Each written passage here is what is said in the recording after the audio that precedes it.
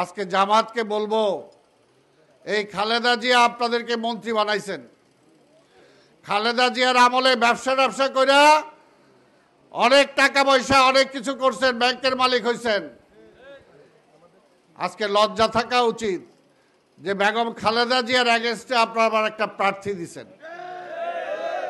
এখনো সময় আছে, বেগম খালেদা জিয়ার কাছে যান, হাতে পায়ে ধরে তার কাছে আপনাদের উইথড্রল লেটারটা দিয়ে আসেন, যে আপনার প্রতি সম্মান জানে আপনার সাথে আমরা জামাত কোনো প্রার্থী দিচ্ছি না। এটা যদি আপনাদের মিনিমাম কোনো শ্রদ্ধাবোধ থাকে তাহলে এটা করা উচিত।